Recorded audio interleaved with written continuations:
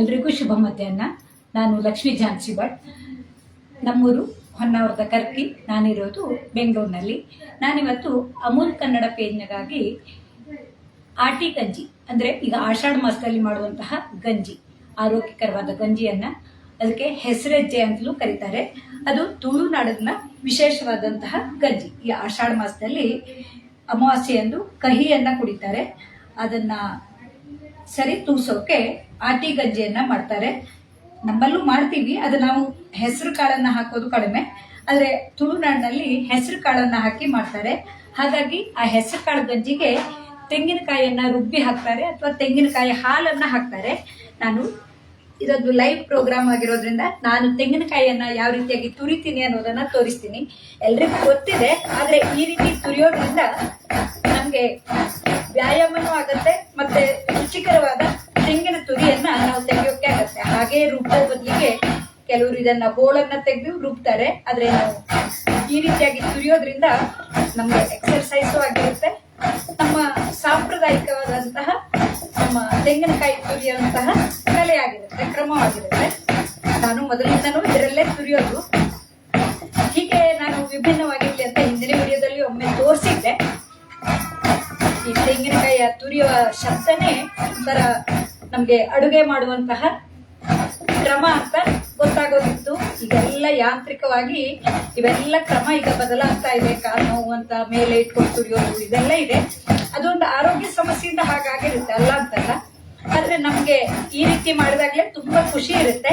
ಹಾಗಾಗಿ ಸ್ವಲ್ಪ ನಾನು ಮಾಡುವ ಕ್ರಮವನ್ನ ತೋರಿಸೋಣ ಅಂತೆ ಈ ತೆಂಗಿನಕಾಯಿ ತುರಿಯೋದನ್ನು ತೋರಿಸ್ತಾ ಇದ್ದೀನಿ.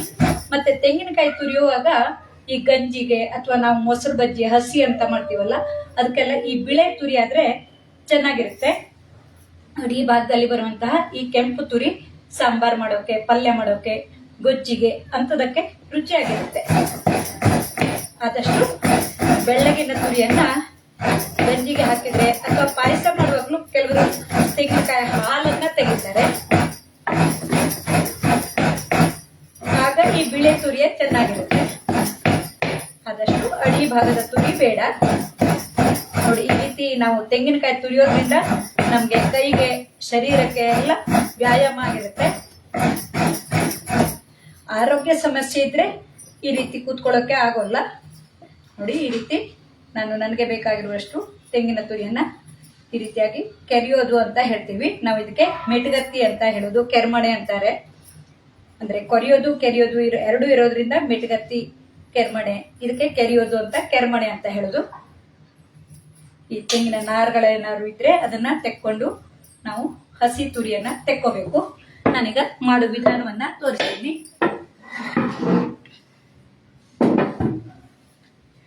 ಇದಕ್ಕಾಗಿ ನಾನು ಅಮೂಲ್ ಪ್ರಾಡಕ್ಟ್ ಅಲ್ಲಿ ಅಮೂಲ್ ಆರ್ಗ್ಯಾನಿಕ್ ಸೋನಾ ಮಸೂರಿ, ಅಮೂಲ್ ಹೆಸರು ಕಾಳು, ಹಾಗೆ ಅಮೂಲ್ ಹಾಲು, ಅಮೂಲ್ ತುಪ್ಪ ಇವನ್ನ ಬಳಸಿದ್ದೀನಿ. ಅಮೂಲ್ ಹಾಲನ್ನ ತೆಂಗಿನಕಾಯಿ ಹಾಲು ಬೇಡದ ಇದ್ದವರು ಅಮೂಲ್ ಹಾಲನ್ನು ಹಾಕಿ ಗಂಜಿಯನ್ನು ಮಾಡ್ಬೋದು. ನಾನು ತೆಂಗಿನ ತುರಿಯನ್ನು ಉಪಯೋಗಿಸಿದ್ದೀನಿ. ಹಾಲನ್ನು ಬೇಕಿದ್ರೂ ಹಾಕ್ಕೋಬಹುದು. ಇದಕ್ಕೆ ನಾನು ಏನು ಮಾಡಿದ್ದೀನಿ ಅಂದರೆ, ನೋಡಿ, ಮೊದಲೇ ಇದು ಲೈವ್ ಪ್ರೋಗ್ರಾಮ್ ಇರೋದ್ರಿಂದ ಎಲ್ಲದನ್ನು ಮಾಡಿ ತೋರಿಸೋದ್ರಿಂದ ಟೈಮ್ ವೇಸ್ಟ್ ಆಗುತ್ತೆ ಅಂತ ಮೊದಲಿಗೆ ನಾನು ಈ ಅಕ್ಕಿ ಮತ್ತು ಹೆಸರು ಕಾಳನ್ನು ಹಾಕಿ ಬೇಯಿಸಿಟ್ಕೊಂಡಿದ್ದೀನಿ. ಅಮೂಲ್ ಹೆಸರು ಕಾಳನ್ನು ಒಂದು 5-6 ಗಂಟೆಗಳ ಮೊದಲೇ ನೆನೆಸಿಟ್ಕೊಂಡ್ರೆ ಈ ರೀತಿಯಾಗಿ ನೆನೆದು ಚೆನ್ನಾಗಿ ಬೇಯೋಕೆ ಅನುಕೂಲ ಆಗುತ್ತೆ. ಅದ್ರ ಜೊತೆಗೆ ಸುಮಾರು 1 ಕಪ್ ಆಗುವಷ್ಟು ಈ ಸೋನಾ ಮಸೂರಿ ಅಕ್ಕಿ ತಗೊಂಡ್ರೆ ಒಂದು ಅರ್ಧ ಕಪ್ ಆಗುವಷ್ಟು ಇದು ಕೆಂಪಕ್ಕಿ ಇರುತ್ತೆ. ಇದು ರುಚಿಯನ್ನು ಜಾಸ್ತಿ ಮಾಡುತ್ತೆ. ಇದು ಸಿಗಲಿಲ್ಲ ಅಂದರೆ ಬರೀ ಬಿಳೆ ಅಕ್ಕಿಯಿಂದನೂ ಮಾಡ್ಬೋದು. ಕೆಂಪಕ್ಕಿ ಸೇರಿಸಿದ್ರೆ ರುಚಿ ಚೆನ್ನಾಗಿರುತ್ತೆ. ಹಾಗೆ ನಾನು ಇದಕ್ಕಾಗಿ ಗಸಗಸೆ ಮತ್ತು ಕೊತ್ತಂಬರಿ ಬೀಜವನ್ನು ನೆನೆಸಿಟ್ಕೊಂಡಿದ್ದೀನಿ. ಈ ರೀತಿ ಮಾಡೋದ್ರಿಂದ ರುಚಿ ಜಾಸ್ತಿ ಆಗುತ್ತೆ ಅಂತ ಗೆಳತಿ ಅನುಪಮ ಅವರು ಒಂದು ರೆಸಿಪಿಯಲ್ಲಿ ಹೇಳಿದರು. ಹಾಗಾಗಿ ಅದನ್ನು ಉಪಯೋಗಿಸ್ತಾ ಇದ್ದೀನಿ. ಇವ ಮೂರನ್ನು ಸೇರಿಸಿ ನಾನು ಮೊದಲೇ 1 ಕಪ್ಪಿಗೆ ಸುಮಾರು 3 ಕಪ್ ಆಗುವಷ್ಟು ನೀರನ್ನು ಹಾಕಿ ಈ ರೀತಿ ಮೆತ್ತಗಾಗುವಂತೆ ಬೇಯಿಸ್ಕೊಂಡಿದ್ದೀನಿ. ನೋಡಿ, ಈ ರೀತಿ ಅನ್ನ ಮತ್ತು ಹೆಸರು ಕಾಳು, ಅಕ್ಕಿ ಮತ್ತು ಹೆಸರು ಕಾಳು ಚೆನ್ನಾಗಿ ಬೇಯಬೇಕು. ಇದು ಅಗಳಿ ಇರಬೇಕು ಅಂತಿಲ್ಲ, ಈ ರೀತಿ ಚೆನ್ನಾಗಿ ಬೇಯಿಸ್ಕೋಬೇಕು. ಈ ರೀತಿ ಬೇಯಿಸಿಟ್ಕೊಂಡ್ರೆ ತುಂಬ ರುಚಿಯಾಗಿ ಬರುತ್ತೆ. ಇದಕ್ಕೆ ಈಗ ತೆಂಗಿನ ತುರಿ ಇದೆಯಲ್ಲ, ತೆಂಗಿನ ತುರಿಯನ್ನು ರುಬ್ತೀನಿ. ಈ ಬಿಳೆ ತೆಂಗಿನ ತುರಿ ಆದರೆ ಕೆಲವರು ಇದರ ಹಾಲನ್ನು ತೆಗೆದು ಹಾಕ್ತಾರೆ. ನಾನು ಇದನ್ನು ನುಣ್ಣಗೆ ರುಬ್ಬಿ ಈ ಗಂಜಿಗೆ ಹಾಕ್ತೀನಿ. ಇದಕ್ಕೆ ಖಾರ ಏನೂ ಬೇಡ, ಬೇಕಿದ್ರೆ ಆಮೇಲೆ ಉಪ್ಪಿನಕಾಯಿ ಗೊಜ್ಜು ಅಂಥದ್ದನ್ನು ಖಾರದ್ದು ಹಾಕ್ಕೊಂಡು ತಿನ್ನೋದು. ಇದರ ಜೊತೆಗೆ ನೆನೆಸಿಟ್ಕೊಂಡ ಗಸಗಸೆ ಮತ್ತು ಕೊತ್ತಂಬರಿ ಬೀಜವನ್ನು ಹಾಕಿ ಸ್ವಲ್ಪ ನೀರನ್ನು ಹಾಕ್ಬೋದು. ಯಾಕೆಂದರೆ ಈ ಗಂಜಿ ಅಂದರೆ ಸ್ವಲ್ಪ ತೆಳುವಾಗಿರುತ್ತೆ, ಹಾಗಾಗಿ ಕಾಯಿ ಹಾಲು ಅಥವಾ ಕಾಯಿ ನೀರು ರುಬ್ಬಿದ್ದು ತೆಳುವಾದರೂ ಪರವಾಗಿಲ್ಲ. ಇದು ಬೇಗನೆ ಆಗೋರೋ ಗಂಜಿ ಅಂತ ಹೇಳ್ಬೋದು. ನಾವು ಅಕ್ಕಿಯನ್ನು ಹೆಸರು ಕಾಳು ಜೊತೆಗೆ ಬೇಯಿಸಿಟ್ಕೊಂಡ್ಬಿಟ್ರೆ ಈ ಕಾಯಿ ಹಾಲನ್ನು ಹಾಕಿ ಕುದಿಸೋದಿರುತ್ತೆ. ಇದನ್ನು ನುಣ್ಣಗೆ ರುಬ್ಕೊ ಬರ್ತೀನಿ.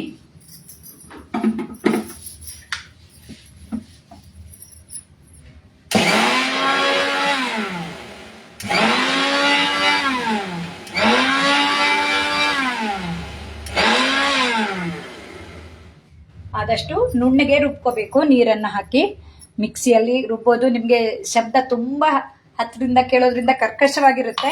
ಆದರೆ ಇದು ಮೊದಲೇ ರುಬ್ಬಿಟ್ಕೊಂಡ್ಬಿಟ್ರೆ ನಾವು ಲೈವಲ್ಲಿ ಏನು ತೋರಿಸೋದಿರೋದಿಲ್ಲ.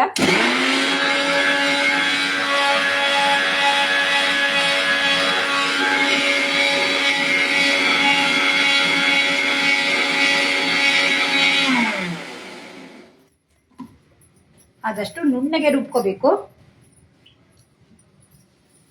ನಮಗೆ ಕರಾವಳಿಯವರಿಗೆ ತೆಂಗಿನಕಾಯಿ ಅಂದ್ರೆ ತುಂಬಾ ಇಷ್ಟ ಆಗಿರುತ್ತೆ. ಮತ್ತೆ ಈ ಗಂಜಿಗೆ ತೆಂಗಿನ ಹಾಲು ರುಚಿಯಾಗಿರುತ್ತೆ. ಮೊದಲೇ ಹೇಳಿದಾಗೆ ತೆಂಗಿನ ಹಾಲು ಬೇಡ ಅಂದ್ರೆ ನೀವು ಅಮೂಲ್ ಹಾಲನ್ನ ಉಪಯೋಗಿಸ್ಕೋಬಹುದು.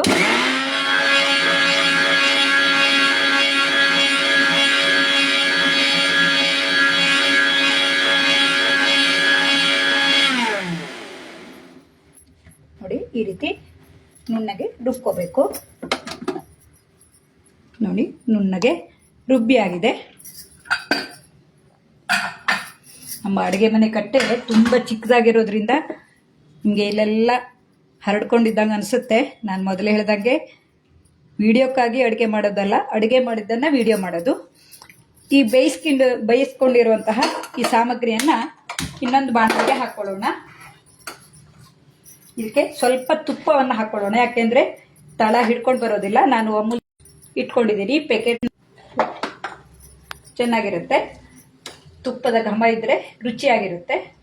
ಇದರ ಜೊತೆಗೆ ನಾವು ಬೇಯಿಸಿಟ್ಕೊಂಡ ಈ ಹೆಸರು ಕಾಳು ಮತ್ತು ಅಕ್ಕಿಯ ಮಿಶ್ರಣವನ್ನು ಹಾಕೊಳ್ಳೋಣ. ಹೆಸರು ಕಾಳು ಆರೋಗ್ಯಕ್ಕೆ ತಂಪನ್ನು ಕೊಡುತ್ತೆ. ಈ ಆಷಾಢ ಮಾಸದಲ್ಲಿ ಮೊದಲೇ ಹೇಳಿದಾಗೆ ಕಹಿಯನ್ನು ಕುಡಿಯುವ ಸಂಪ್ರದಾಯವಿದೆ ತುಳುನಾಡಿನಲ್ಲಿ.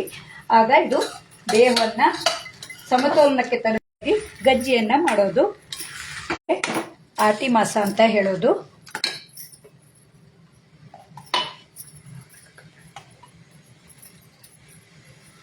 ಲೈವಲ್ಲಿ ಯಾರು ಬಂದಿಲ್ಲ ಅನ್ಸುತ್ತೆ, ನನಗೆ ಹೇಳೋಕೆ ಆಗಿಲ್ಲ. ಲೈವಲ್ಲಿ ನೋಡಲಿಲ್ಲ ಅಂದರೆ ಆಮೇಲೂ ನೋಡ್ಬೋದು.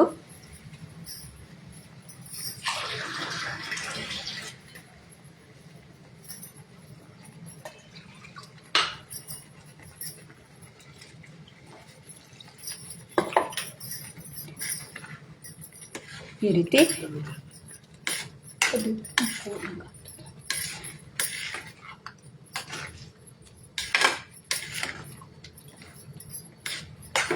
ಇದನ್ನ ಹಸಿ ಮೆಣಸು ಹಾಕಿ ಖಾರನೂ ಮಾಡ್ಕೋಬಹುದು. ಕಾಳು ಮೆಣಸನ್ನೆಲ್ಲ ಹಾಕಿ ನಾನು ತಂಪಾಗಿರಲಿ ಅಂತ ಇವಿಷ್ಟನ್ನೇ ಹಾಕಿದ್ದೀನಿ. ಕಾಳು ಮೆಣಸನ್ನು ಕುಟ್ಟು ಹಾಕೋಬಹುದು. ಸ್ವಲ್ಪ ತೆಳುವಾಗಿದ್ದರೆ ಆಮೇಲೆ ದಪ್ಪನಾಗಿ ಬರುತ್ತೆ. ಹಾಗಾಗಿ ಆದಷ್ಟು ತೆಳು ಮಾಡ್ಕೊಂಡಾಗೆ ಒಳ್ಳೆಯದು.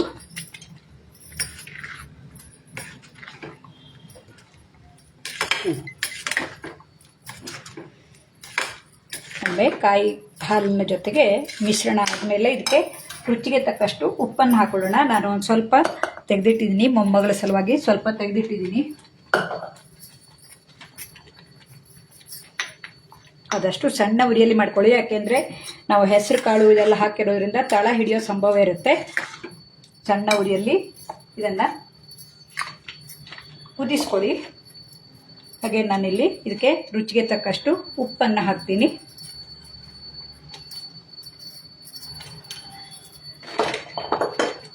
ಈ ಗಂಜಿ ತುಂಬ ಖಾರ ಏನು ಮಾಡುವಂಥದ್ದಲ್ಲ.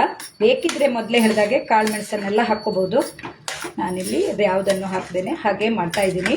ಇದ್ರ ಜೊತೆಗೆ ತುಪ್ಪ ಹಾಕ್ಕೊಂಡು ಸವಿದ್ರಂತೂ ತುಂಬ ರುಚಿಯಾಗಿರುತ್ತೆ. ಇದು ಕುದೀತಾ ಇರುವಾಗಲೇ ನಾವು ಇದಕ್ಕೆ ಒಂದು ಜೀರಿಗೆ ಒಗ್ಗರಣೆಯನ್ನು ಮಾಡ್ಕೊಳ್ಳೋಣ. ಈ ಗಂಜಿಗೆ ಸ್ವಲ್ಪ ಜೀರಿಗೆಯನ್ನು ಹಾಕಿ ತುಪ್ಪವನ್ನು ಹಾಕಿದ ಒಗ್ಗರಣೆಯನ್ನು ಮಾಡ್ಕೊಳ್ಳೋಣ.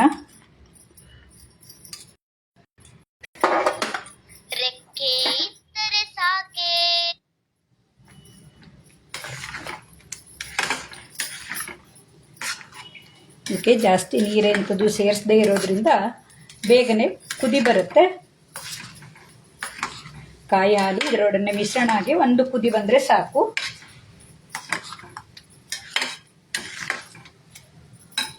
ಬೇಗನೆ ಮಾಡುವಂತಹ ಆಟಿ ಗಂಜಿ ಆಗಿರುತ್ತೆ. ನೋಡಿ, ಜೀರಿಗೆ ಒಗ್ಗರಣೆ ಸಿದ್ಧ ಆಗ್ತಾ ಇದೆ ಚಿಟಿ ಚಿಟಿ ಅಂತ. ಇದನ್ನು ಇದಕ್ಕೆ ಹಾಕೊಳ್ಳೋಣ. ಬೇಕಿದ್ರೆ ಗೋಡಂಬಿ ಎಲ್ಲ ಹಾಕೋಬಹುದು, ಆದರೆ ನಾನು ಸಾದಾ ಗಂಜಿಯನ್ನು ಮಾಡ್ತಾ ಇರೋದನ್ನು ತೋರಿಸ್ತಾ ಇದ್ದೀನಿ.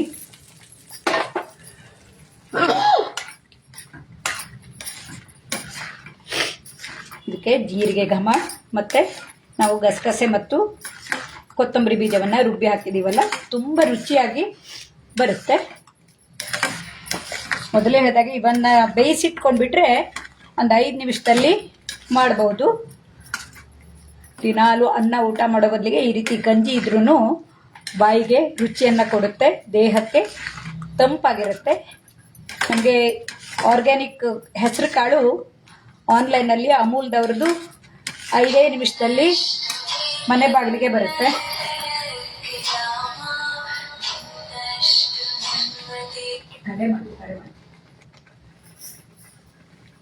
ಫೋನ್ ಬರ್ತಾ ಇದೆ.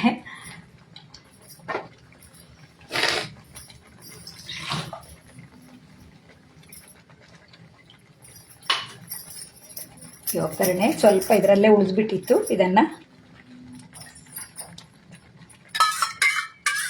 ಈ ತುಪ್ಪದ ಘಮನೂ ಸೇರಿದಂತಹ ಈ ಗಂಜಿ ತುಂಬ ರುಚಿಯಾಗಿರುತ್ತೆ. ಇದರ ಜೊತೆಗೆ ಅಪ್ಪೆ ಮಿಡಿ ಉಪ್ಪಿನಕಾಯಿ ಅಥವಾ ತೊಕ್ಕು, ಖಾರ ಖಾರ ಆಗಿರುವಂಥ ಚಟ್ನಿ ಇಂಥದನ್ನು ಸೇರಿಸ್ಕೊಂಡು ಊಟ ಮಾಡಿದ್ರು ರುಚಿಯಾಗಿರುತ್ತೆ.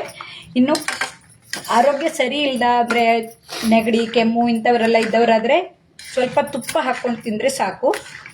ಖಾರವನ್ನು ತಿನ್ನಲಿಕ್ಕೆ ಆಗದೆ ಇದ್ದವರಿಗೆಲ್ಲ. ನೋಡಿ, ಇದು ಚೆನ್ನಾಗಿ ಕುದೀತಾ ಇದೆ. ಹೆಸರು ಕಾಳು ಮತ್ತು ಅಕ್ಕಿ ಎಲ್ಲ ಚೆನ್ನಾಗಿ ಬೆರೆತು ಕಾಯಿ ಹಾಲಿನೊಳಗೆ ಬೆರೆತ್ಕೊಂಡಿದೆ. ಈಗ ಇದನ್ನು ಸವಿಯೋಕ್ಕೆ ಸಿದ್ಧ ಆಗಿದೆ.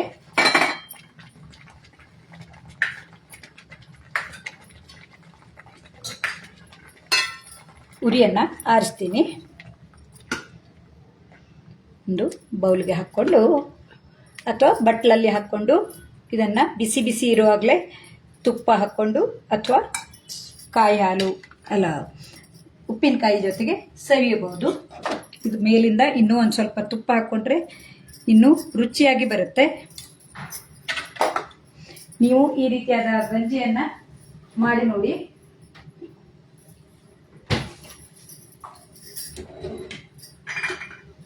ಇದ್ರ ಜೊತೆಗೆ ನೋಡಿ, ಉಪ್ಪಿನಕಾಯಿ ರಸ ಇದ್ರೂ ತುಂಬ ರುಚಿಯಾಗಿರುತ್ತೆ.